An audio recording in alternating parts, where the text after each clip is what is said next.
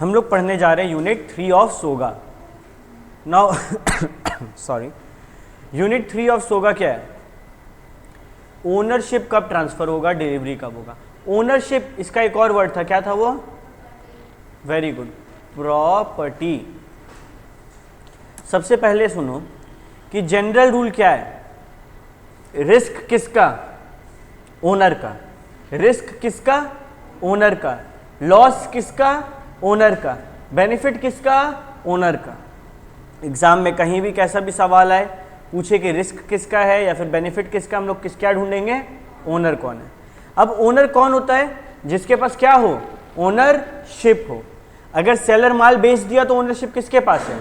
Buyer के पास। Seller माल बेचा नहीं है तो ओनरशिप किसके पास है? सेलर के पास।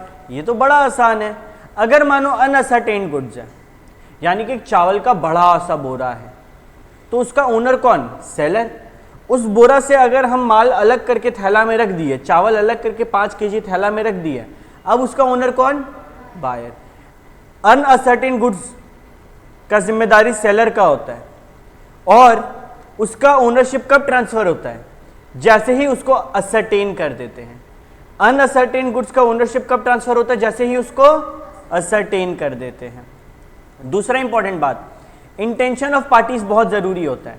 हम लोग अनअसर्टेन गुड्स का तो पढ़ लिए कि भैया जैसे माल अलग करके रखे बायर के लिए, ओनरशिप ट्रांसफर। पेमेंट हुआ क्या? नहीं। डिलीवरी हुआ? नहीं। लेकिन ओनरशिप ट्रांसफर, वो घर ले जा सकता है, पेमेंट बाद में दे, कोई दिक्कत नहीं। वो पेमेंट दे दे, घर बाद में लेके जाए, कोई दिक्कत नहीं। Ownership transfer. सेकंड पे आते हैं, अगर स्पेसिफिक कॉन्ट्रैक्ट है तो, मतलब स्पेसिफिक गुड्स है, आईफोन वगैरह है, तो इंटेंशन ऑफ पार्टीज। इरादा क्या है पार्टी का? अगर पार्टी का इरादा है अभी ट्रांसफर करना तो अभी, बाद में ट्रांसफर करना तो बाद में, इरादा पे निर्भर करता है। ठीक है? ओके, क्या ठीक है? तो दो चीज जरूरी है, अगर अनअसर्टेन है तो अनअसर्टेन कर देना, और इंटेंशन देखना पार्टीज का क्या है। आगे बढ़ते हैं। स्पेसिफिक या असर्टेन में क्या देखते हैं ओनरशिप ट्रांसफर करने के लिए? बताओ। इंटेंशन, इरादा। स्पेसिफिक गुड्स एक डिलीवरेबल स्टेट में कब होता है? कब होता है डिलीवरेबल स्टेट में? जब बायर क्या है? बाउंड है अनकंडीशनली एक्सेप्ट करने के लिए। प्रॉपर्टी इन गुड्स कब पास करता है? पेमेंट से मतलब है क्या? नहीं। Time of payment immaterial, time of delivery immaterial. Intention देखो क्या ओनरशिप पास करने का। भैया एग्जाम्पल दीजिए तब समझ में आएगा। आज हम ये तुमको बेचना चाह रहे हैं, हम इसको पैक कर रहे हैं, इसका मतलब क्या? मेरा इंटेंशन है अभी बेचने का। हम इसको बेचना चाह रहे हैं, ऐसे का ऐसा मेरे सामने रखा हुआ, हम बोल रहे कि 2 दिन बाद आके ले जाओ। मेरा इंटेंशन है हम 2 दिन बाद ओनरशिप ट्रांसफर करेंगे। समझ आ रहा है? इंटेंशन। अच्छा, मानो को स्पेसिफिक गुड्स है जिसको डिलीवरेबल स्टेट में लाना पड़ता है। फॉर एग्जाम्पल, तुम कुछ खरीदे, एक कपड़ा खरीदे, उसको एक डब्बा में पैक करना होता है, फिर उस डब्बा को एक थैली में डालना होता है, तब जाके वो बिकने के कंडीशन में होता है। तो जैसे ही दुकानदार कपड़े को पैक किया डब्बे में और थैली में डाला, ओनरशिप ट्रांसफर। पेमेंट नहीं हुआ भैया, ओनरशिप ट्रांसफर। डिलीवरी नहीं हुआ भैया, ओनरशिप।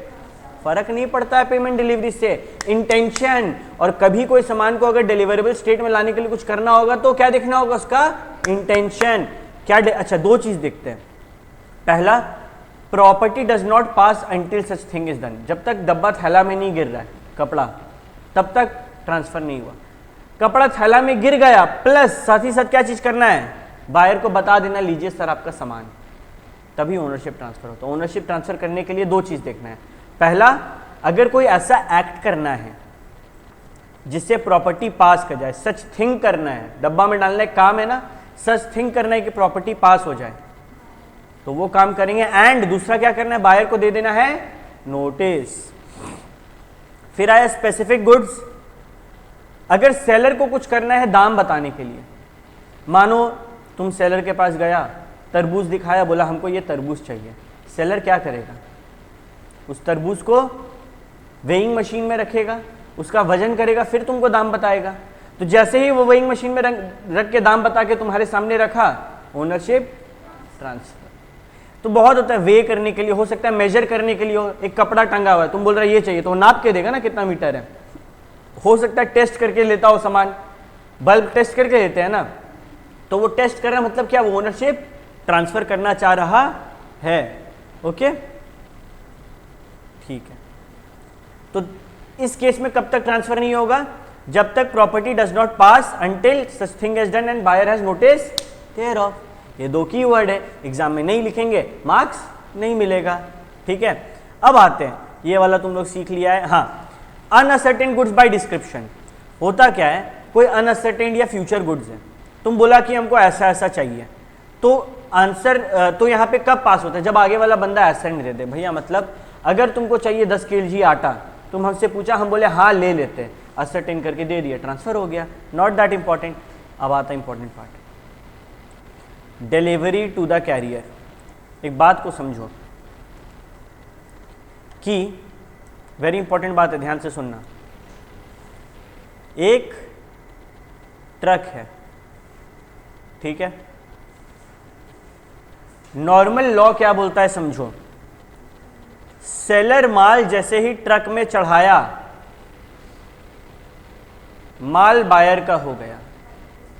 सेलर माल जैसे ही ट्रक में चढ़ाया, माल बायर का हो गया। सेलर का दुकान से निकला भी नहीं, लेकिन बायर का माल हो गया, ये लॉ बोलता है।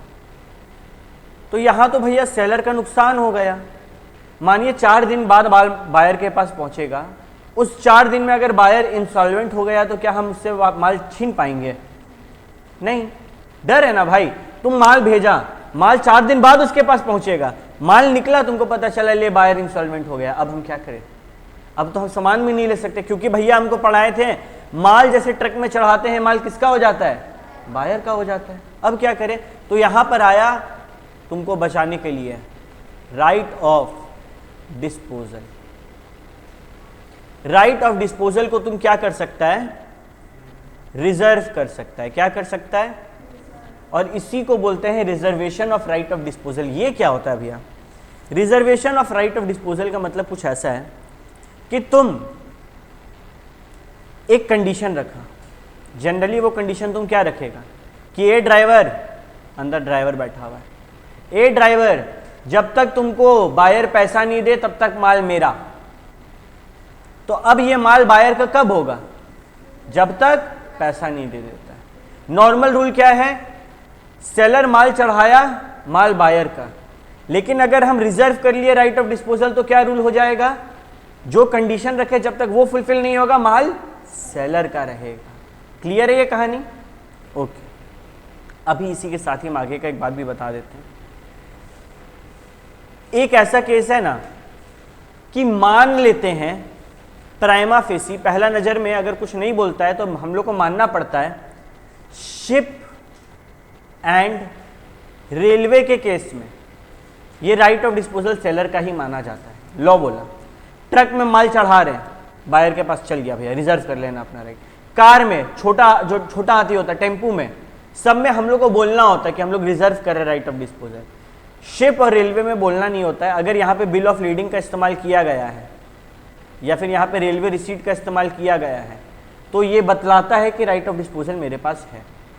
क्लियर? आगे इसके बारे में और बात करेंगे। राइट ऑफ डिस्पोजल क्लियर होना जरूरी है। तो डिलीवरी और टू द कैरियर क्या बोलता है कि सेलर माल डिलीवर किया कैरियर को, माल किसका हो गया? बायर का। कब? जब राइट ऑफ डिस्पोजल को रिजर्व नहीं किया है तब। अगर राइट ऑफ डिस्पोजल को किया तो ओनरशिप कब ट्रांसफर होगा? जब कंडीशन फुलफिल होगा तब। एग्जाम क्वेश्चन बता रहे तुम लोग को, ये सब एग्जाम में आता है। नेक्स्ट, गुड्स अगर सेल और रिटर्न बेसिस पे भेजे हैं, 3 में से एक चीज। सेल और रिटर्न बेसिस क्या होता है भैया? हम माल भेजे, उसको बोले कि देख भाई 7 दिन में हाँ बोलना है तो हाँ बोल, नहीं तो माल वापस कर देना। पहला ऑप्शन, वो 7 दिन में हाँ बोल दिया, मतलब वो माल खरीद रहा है, मेरा माल बिक गया, ओनरशिप ट्रांसफर। दूसरा ऑप्शन, वो हाँ तो नहीं बोला लेकिन 7 दिन बीत गया, तुम हाँ भी नहीं बोला, तुम ना भी नहीं बोला, 7 दिन बीत गया, बताओ रितु ओनरशिप ट्रांसफर हुआ कि नहीं हुआ? हो गया, क्योंकि आपका फिक्स पीरियड बीत गया। अब यहाँ पे आया दिक्कत कि भैया फिक्स पीरियड नहीं है तो कहीं फिक्स टाइम नहीं है तो क्या टाइम लेते हैं? Reasonable time. ठीक है, तो अगर टाइम फिक्स्ड है और वो बीत गया, ओनरशिप ट्रांसफर। टाइम फिक्स नहीं है, रीजनेबल टाइम बीत गया, ओनरशिप ट्रांसफर। रीजनेबल टाइम कहीं डिफाइंड है क्या? नहीं, फैक्ट एंड सर्कमस्टांसेस पे डिपेंड करता है। अच्छा, मानो he does something which is equivalent to accepting the goods, वो किसी और को माल बेच दिया, वो माल को मॉडिफाई करवा दिया, वो माल को कहीं गिरवी रख दिया, इस सब का मतलब क्या है? वो माल खरीद रहा है और ओनरशिप क्या हो गया, तो सेल और रिटर्न बेसिस में 3 केसेस में ओनरशिप ट्रांसफर होता है। पहला, वो सिग्निफाई कर दिया कि हाँ हम खरीदेंगे, दूसरा टाइम पार हो गया, और तीसरा he does something which is equivalent to acceptance. Clear है? नेक्स्ट, कैश ओनली और रिटर्न, यानी कि खरीदना तो खरीदो पैसा देकर, नहीं तो वापस कर दो। यहां पे ओनरशिप ट्रांसफर कब होगा, जब पैसा मिलेगा, cash is paid, ownership transfer. ठीक है, याद रखना होगा कब किस में ओनरशिप ट्रांसफर हो रहा है। राइट ऑफ डिस्पोजल क्या होता है, हम लोग पढ़े ना, कि सर्टेन कंडीशन लगा दिए, जब तक वो कंडीशन फुलफिल नहीं होगा माल किसका, सेलर का, जैसे कंडीशन फुलफिल होगा माल किसका, बायर का। लेकिन फिर पढ़े हम लोग क्या, कि शिप और रेलवे के केस में बिल ऑफ लेडिंग और रेलवे रिसीट यूज किया जाता है, और ये दर्शाता है कि सेलर पहली नजर में राइट ऑफ डिस्पोजल को रिजर्व कर चुका है। एक नया बात ध्यान से सुनना, सेलर बिल बनाकर बायर को दिया, यही ना होता है, सेलर बिल बनाता है, बायर को देता है, बायर साइन करके सेलर को वापस करता है, सेलर बैंक में जाके पैसा निकालता है। बिल ऑफ एक्सचेंज में और क्या होता है, यही होता है। तो सेलर ड्रॉ करके दिया बायर को बिल कि भैया इतना रुपया देना है, और बायर साहब बोल रहा है कि हम नहीं देंगे पैसा, तो तुम बिल ऑफ, अच्छा बिल के साथ क्या गया था, बिल ऑफ लीडिंग या फिर रेलवे रिसीट, बोला दोनों वापस करो, तुम माल नहीं रख सकता।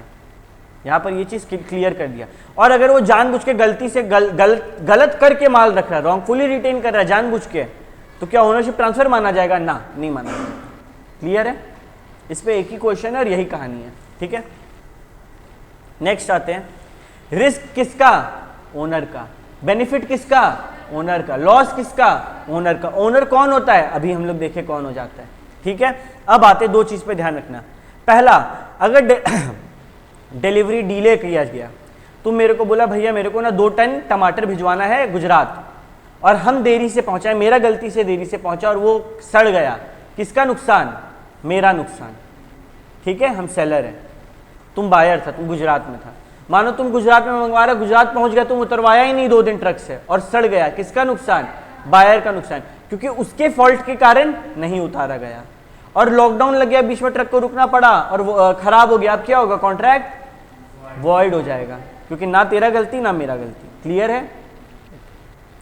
अच्छा, सेलर या बायर का बेली वाला रिस्पॉन्सिबिलिटी रहता है। ये क्या है भैया, मानो तुम आलू खरीदा मेरे से और बोला हम आधा घंटा में आके ले जा रहे हैं, आधा घंटा हम उसको अपने पास रखे ना, एज अ बेली रखेंगे, मतलब उसको संभाल के रखना होगा, उसके साथ खेलना नहीं होगा, ये सब चीज का ध्यान रखना होगा।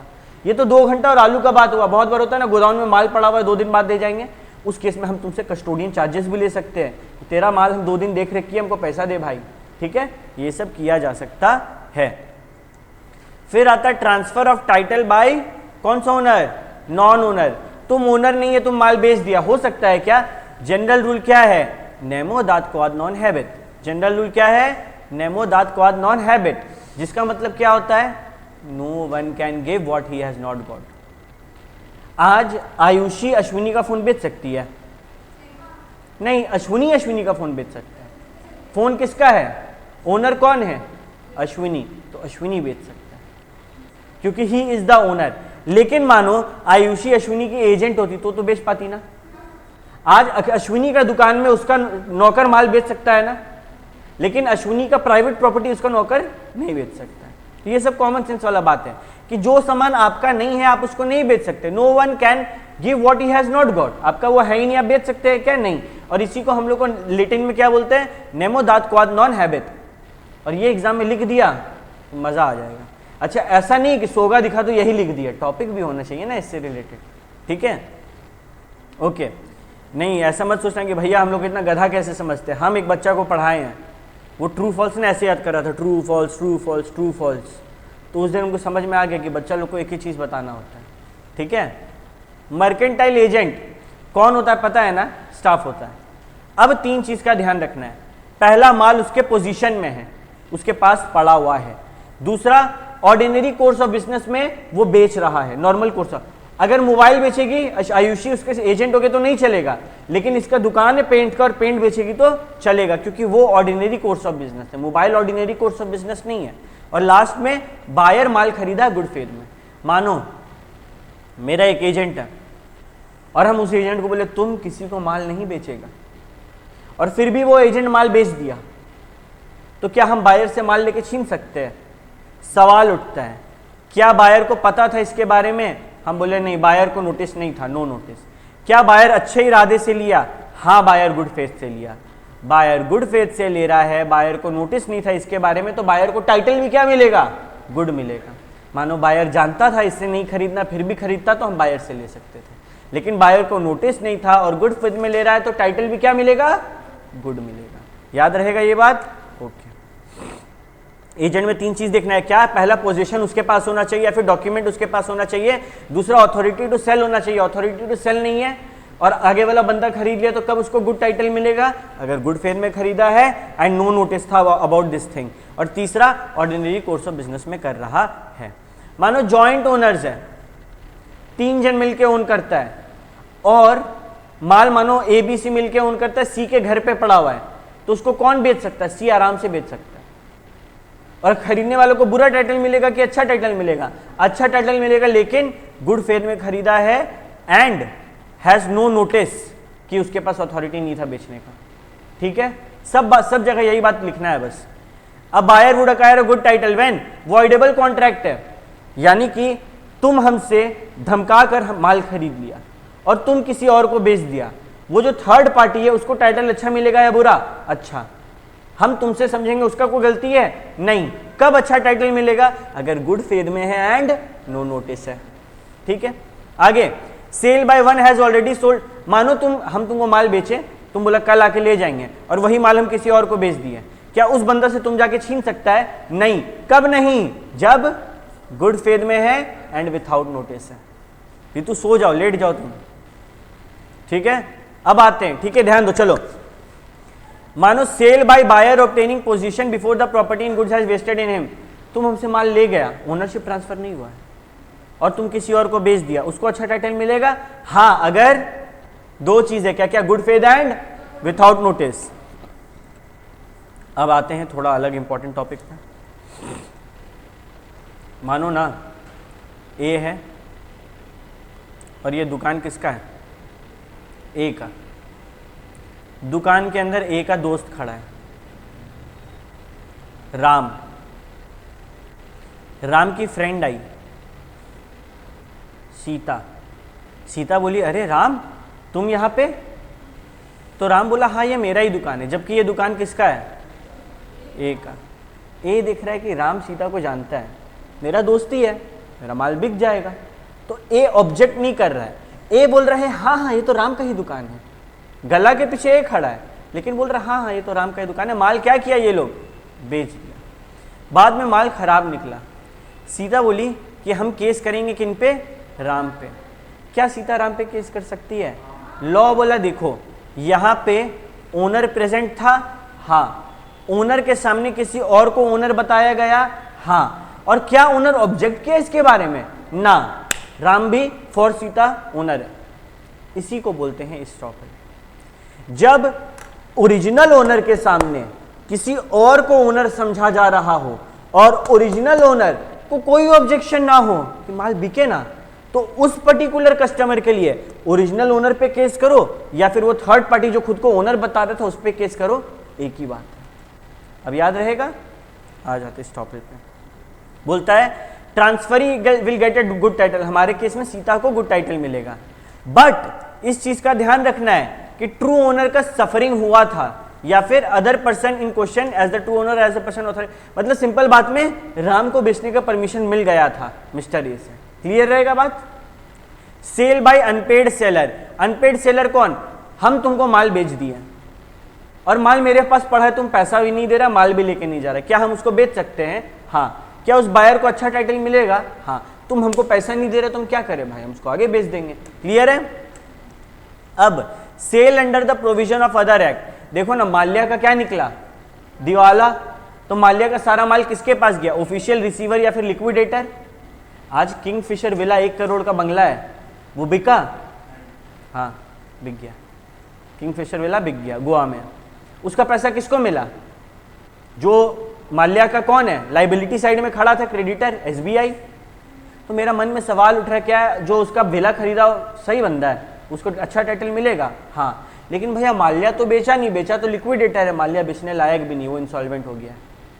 क्लियर है कहानी। अगला, मानो तुमको खोया हुआ सामान मिला और तुम किसी और को बेच दिया, क्या उस थर्ड पार्टी जिसको तुम बेचा है उसको अच्छा टाइटल मिलेगा? हाँ मिलेगा। अच्छा मानो हम तुम्हारे पास कुछ सामान गिरवी रखे, हम लोन रीपे नहीं कर रहे, तुम वो गिरवी सामान बेच के अपना पैसा ले लिया, क्या वो गिरवी सामान जो बिका है उस वो बायर को अच्छा टाइटल मिलेगा? हाँ, हम पैसा ही नहीं दे रहे थे, तुम क्या करते? क्लियर है कहानी यहाँ तक? ओके। अब डिलीवरी क्या होता है, कितना टाइप का होता है, सब हम लोग पढ़े हैं। मेन काम पे आते हैं। यहाँ पे आओ, पार्ट डिलीवरी। पार्ट डिलीवरी में क्या होता है, मानो ना हम तुम्हारे यहाँ 10 ट्रक आलू भेजने वाले थे, पहला ट्रक आलू का पहुंच गया, इसका ये मतलब है कि बाकी सारा भी तुमको एक्सेप्ट करना होगा। रिजेक्ट करना है, पहला ट्रक रिजेक्ट करो, नहीं तो कुछ सारा एक्सेप्ट करो, there is nothing in between. ये लाइन यहाँ पर बोल रहा है और यही एग्जाम्पल एग्जाम में आएगा। ठीक है। Next, buyer to apply for delivery. ये चीज का ध्यान रखना कि बायर बतलाएगा डिलीवरी कहाँ पे करना है, सेलर पूछेगा, बट अगर बायर बोल ही नहीं रहा कहाँ पे करना है तो सेलर का जिम्मेदारी है उसको डिलीवर करने का? नहीं। प्लेस ऑफ डिलीवरी कौन पूछता है? सेलर। लेकिन बताना किसका जिम्मेदारी है? बायर। प्लेस ऑफ डिलीवरी देखो, अच्छा प्लेस ऑफ डिलीवरी कुछ नहीं हो पाया, ना सेलर पूछा ना बायर बताया, तो कहाँ होगा? जब हम कॉन्ट्रैक्ट कर रहे हैं, गुड्स जहाँ पे वहाँ होगा। आज हम लोग एक गाड़ी के बारे में कॉन्ट्रैक्ट कर रहे हैं, वो गाड़ी कोलकाता में है और हम लोग कॉन्ट्रैक्ट कर लिए दिल्ली में, डिलीवरी कहाँ माना जाएगा? कोलकाता में, क्योंकि तुम भी नहीं पूछा, हम भी नहीं पूछे कहाँ बताना, तुम भी नहीं बताया कहाँ भेजना है। ठीक है, हाँ बात का बात। ठीक है। अपार्ट फ्रॉम दैट, अगर मानो हम लोग दिल्ली में रहते हैं, ठीक है, और कोई गुड्स बनने वाला है कलकत्ता में जो हम लोग खरीदेंगे, अभी तक बना नहीं है, उसका डिलीवरी कहाँ होगा? कलकत्ता में बनेगा ना, कलकत्ता में होगा। कब? जब ना हम कुछ बोले ना तुम कुछ बोला, तुम बोल दिया कि माल हमको दिल्ली में चाहिए, तो हमको कलकत्ता से मंगा के देना होगा। अगला सवाल, माल मंगाने का, डिलीवरी का, सबका खर्चा कौन बियर करता है? सेलर। ठीक है। टाइम ऑफ डिलीवरी कुछ नहीं बोला तो क्या लेंगे? Reasonable time. थर्ड पार्टी के पास माल पड़ा है, एक गोदाउन है, गोदाउन के बाहर एक वॉचमैन बैठा है, उसके पास माल पड़ा है, हमको डिलीवरी करना है, हम क्या करेंगे? उसको फोन करके एक्नॉलेज कर देंगे, याद आ रहा है? Constructive delivery. और फिर वो डिलीवरी कब माना जाएगा? जब वो बायर बोले हाँ साहब आपका माल है, आज से ये हमको फोन करके बोले, तो goods in position of third party है, डिलीवरी कब माना जाएगा? When the third person, watchman भैया, एक्नॉलेजेस टू द बायर कि हाँ भैया माल आपका, अब ये माल आज से आपका है। ठीक है। टाइम फॉर डिलीवरी अगर कुछ नहीं बोला है तो रीजनेबल आवर। अच्छा, expenses of delivery seller bear करेगा, सेलर का खर्चा है। ठीक है। तुम लोग बोलेगा भैया हम लोग फ्लिपकार्ट से माल मंगवाते हैं, हम लोग को शिपिंग कॉस्ट क्यों देना पड़ता है? वो एक्सप्रेस एग्रीमेंट है ना, अगर कुछ नहीं बोलता तो क्या हम लोग को देना पड़ता? नहीं, वो सेलर झेल रहा है। ठीक है। अच्छा मानो गलत क्वांटिटी आ गया, अब गलत क्वांटिटी में हो सकता है तुम 10 पीस फोन मंगाया था और कम आया, 8 पीस आया, हो सकता है तुम 8 का 8 को रिजेक्ट कर दो या फिर 8 का 8 को एक्सेप्ट कर लो। अगर 8 का 8 को एक्सेप्ट करोगे तो पेमेंट कितना करोगे? 8 का। मानो 10 का ऑर्डर किए थे, 12 आ गया, हो सकता है 12 को एक्सेप्ट कर लो या फिर 12 को रिजेक्ट कर दो, या फिर 10 का ऑर्डर था, 10 को एक्सेप्ट करके 2 को रिजेक्ट कर दो। कॉमन सेंस, कुछ रटने का नहीं है, देखो खाली अंडरलाइन की है, रटने का कुछ नहीं है यहाँ पे। ठीक है। अगर हम मंगवाए हैं और कम आया, पूरा हटा दो या फिर पूरा रख लो। ज्यादा आया, पूरा हटा दो, पूरा रख लो या एक्स्ट्रा हटा दो, एक नया चीज आ जाता है, क्योंकि ज्यादा है ना तो एक्स्ट्रा हटा सकते हैं। अगर डिलीवरी इंस्टॉलमेंट में लेना है, buyer is not about to accept delivery in instalment. तुम्हारा मन है लो, नहीं मन है मत लो, तुमको लॉ बोलता है कोई दिक्कत नहीं है, नहीं ले रहा है तो ठीक है। अगर इंस्टॉलमेंट में लेने का बात है तभी भेज सकते हैं। मानो हम बोले हम तुमको पूरा कंप्यूटर भेजेंगे, एक बार कीबोर्ड भेज रहे हैं, एक बार माउस भेज रहे हैं, एक बार मॉनिटर भेज रहे हैं, you are not bound to take instalment delivery. तेरा मन है तो लो, नहीं तो बोला हम ऐसे नहीं लेंगे, पूरा एक बार में भेजो। ठीक है। अच्छा, delivery to the carrier, right of disposal, क्या पढ़े थे? माल जैसे चढ़ाए कैरियर को किसका हो गया? बायर का, लेकिन राइट ऑफ डिस्पोजल को रिजर्व कर लिए तो सेलर का रहेगा जब तक कंडीशन फुलफिल नहीं होता। 2 केस जहां पे राइट ऑफ डिस्पोजल रिजर्व माना जाता है, पहला शिप, दूसरा रेलवे रिसीट। शिप में क्या होता है? बिल ऑफ लीडिंग, और रेलवे रिसीट में क्या होता है? Railway receipt, sorry. ठीक है। बायर्स राइट टू एग्जामिन, अगला बात बोला कि बायर के पास माल पहुंचेगा, उसको रीजनेबल अपॉर्चुनिटी देना है कि वो माल को एग्जामिन कर सके, मौका देना है कि भैया देख लीजिए, आप संतुष्ट हो जाइए, आपका माल सही सलामत है कि नहीं। ठीक है। अगला आते हैं, rule related to acceptance of delivery of goods. क्या बोलता है? एक्सेप्टेंस मतलब कि तुम सेलर को बोल रहा है कि भैया हमको माल खरीदना, हम खरीद रहे हैं, या फिर तुम गाड़ी लिया था इस पे हायर परचेज पे उसको मॉडिफाई करा दिया, अब क्या समझेगा वो बंदा कि तो खरीदने वाला है, ठीक है। या फिर रीजनेबल टाइम पार हो गया और तुम रखा, तीनों चीज़ हम लोग कहीं ना कहीं पढ़े हुए, एग्जाम में आएगा, अलग से टॉपिक नहीं आएगा कि इस तीनों के बारे में बताओ, एग्जाम इससे रिलेटेड एक टॉपिक पे आ जाएगा और तुमको जवाब पता होगा, सब पढ़ा हुआ है, कोई टेंशन नहीं है। अच्छा, बायर अगर गुड्स रिटर्न करता है तो बायर सेलर का घर पे दे के आएगा? नहीं, सेलर का जिम्मेदारी है माल कैसे मंगाना मंगाओ, अगर बायर रिजेक्ट करता है, फ्लिपकार्ट से रिजेक्ट करते तो वापस आता ना लेने के लिए, वही बात बोल रहे हैं। अच्छा, liability of buyer for neglecting और रिफ्यूजिंग डिलीवरी ऑफ गुड्स, यहाँ पे क्या हो रहा है, सेलर रेडी है माल बेचने के लिए लेकिन बायर लेट कर रहा है, तो सेलर का नुकसान गलती है क्या? नहीं, कुछ होगा माल को, किसका गलती? बायर का गलती, बात नंबर 1। बात नंबर 2, अगर सेलर ज़्यादा दिन के लिए रखा है, पैसा बढ़ा के ले सकता है। भैया किस बात का पैसा बढ़ा के लेगा? अरे वो तेरा माल अपना कस्टडी में रखा, उसका देखभाल किया, उसका जगह खाया, तो वो कस्टडी चार्जेस ले सकता है। और इसी के साथ हमारा यूनिट 3 भी कंप्लीट।